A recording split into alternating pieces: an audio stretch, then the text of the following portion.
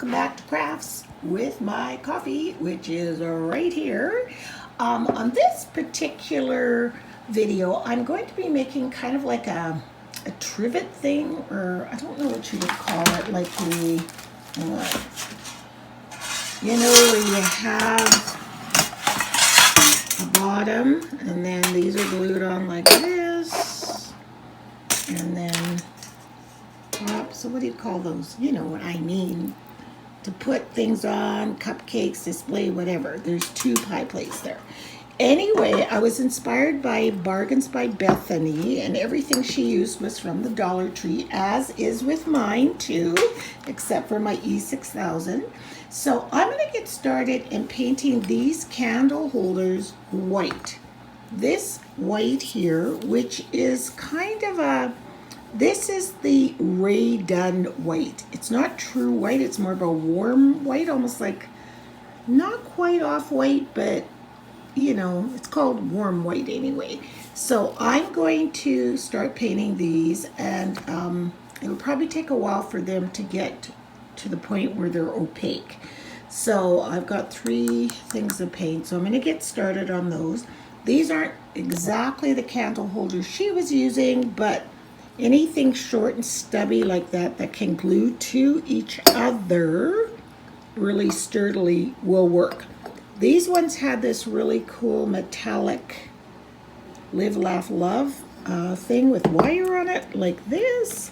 So you just have to twist it really easily and it comes off, and that could be used in another project. So I've got my laundry going on in there. I'm watching TV. Still have my pajamas on. But I want to get started painting these because I know it's going to take quite a few. I placed my phone like that just because I wanted to show you something. Okay, here is the first coat on these candle holders. But before I do the last one, I want to show you how easy it is to take that medallion off.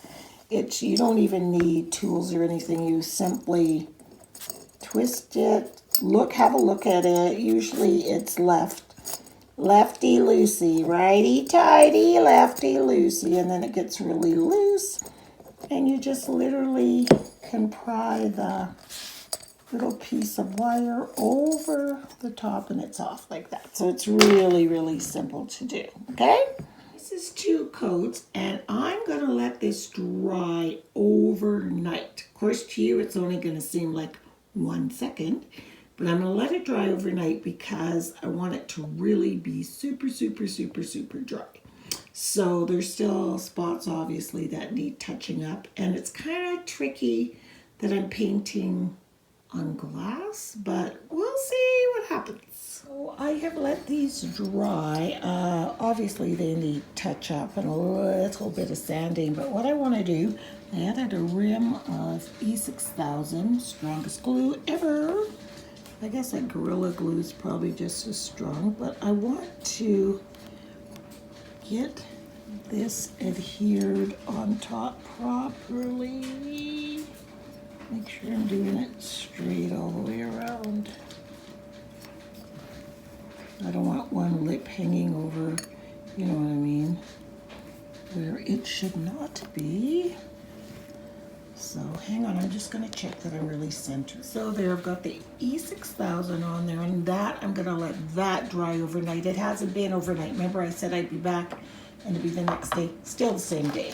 But we're just getting ready to go out, and I thought if these are dry, I'm going to at least get these 2 glued together before we head out the door. I am going to paint, or at least get a coat of paint on. I'll start with one of these pizza plates.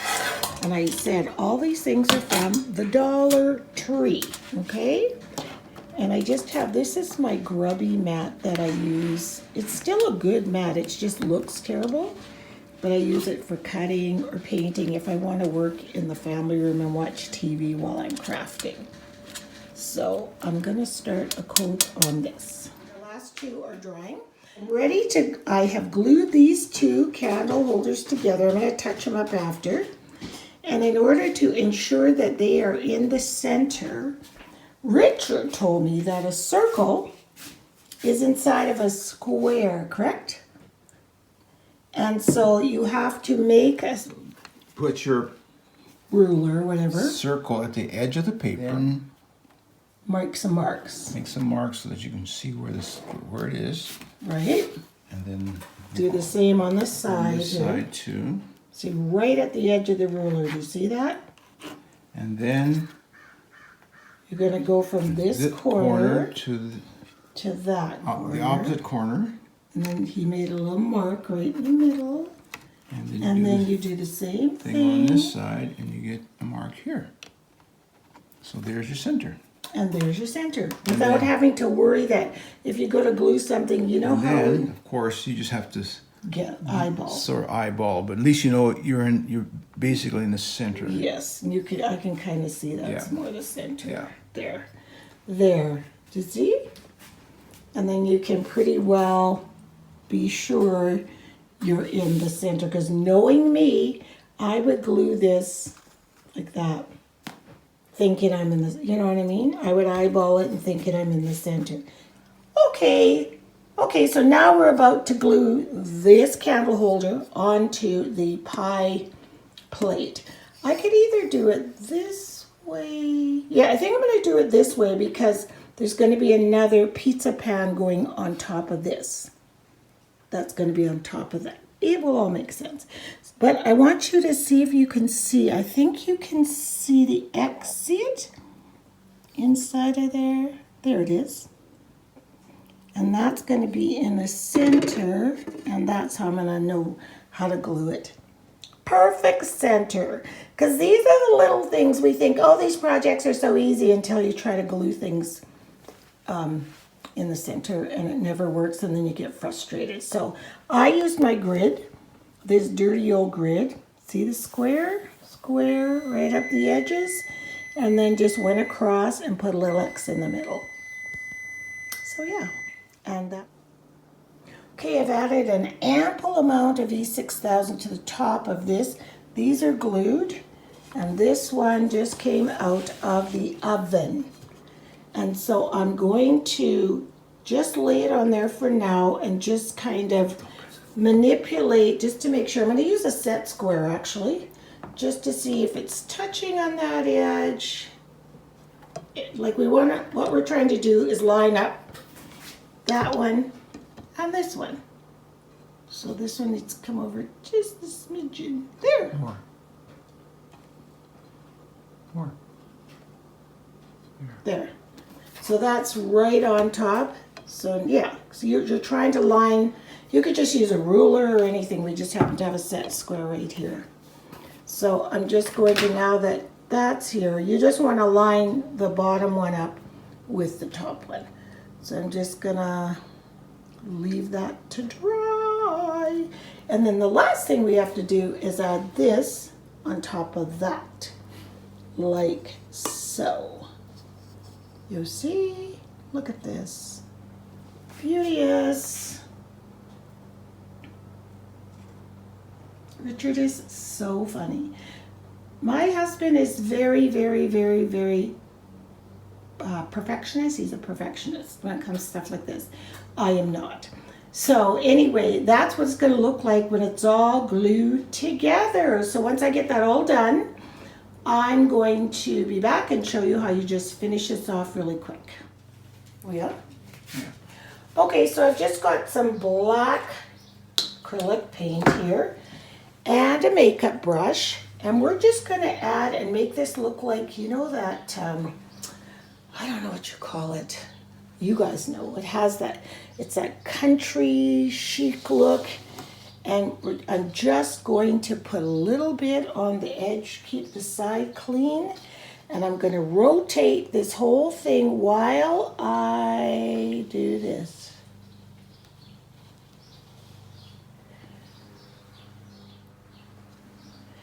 And you just take your time and do this. And in the original of these pie pans in aluminum vessels like this, it isn't perfect. When you look at one, you look at them and see if they look perfect.